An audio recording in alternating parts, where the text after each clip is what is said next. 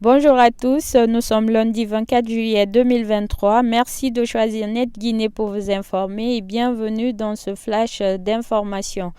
Au plan national, les sessions d'évaluation des ministres commencent ce lundi 24 juillet 2023. Les membres du gouvernement vont devoir justifier les activités réalisées durant les 6 premiers mois de gestion en fonction des contrats de performance signés en début d'année. Cette évaluation à mi-parcours fait suite à l'auto-évaluation effectuée en mai dernier par chaque ministère. À compter de ce lundi, 4 ministères vont passer devant le comité d'évaluation mis en place par le Premier ministre.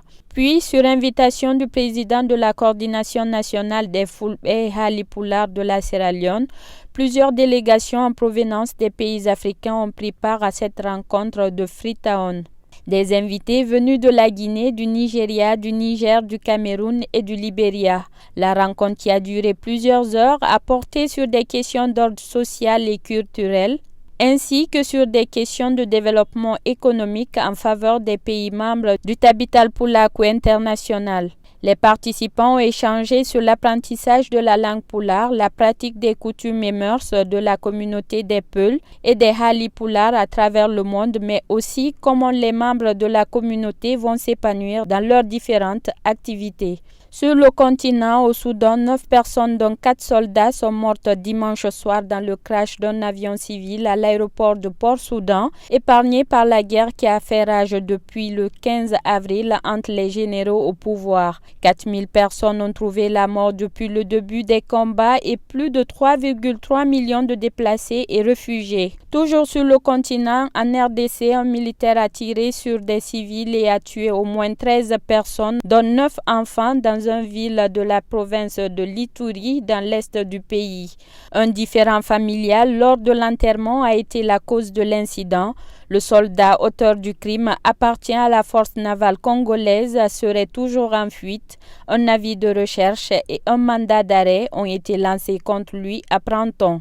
Ailleurs dans le monde, en Grèce, après l'île de Rhodes où des incendies continuent de brûler des hectares de végétation, l'île touristique de Corfou est touchée par de violents feux de forêt. Ils ont entraîné l'évacuation de plusieurs milliers de touristes dans la nuit de dimanche à lundi. Rhodes, qui a compté 2,5 millions d'arrivées de visiteurs en 2022, est l'une des principales destinations de villégiature en Grèce avec de nombreux hôtels tout au long de ses côtes. Un violent incident sur l'île touristique de Rhodes avait également entraîné samedi l'évacuation de 30 000 touristes, cette fois la plus grande opération de ce type jamais effectuée en Grèce selon les autorités.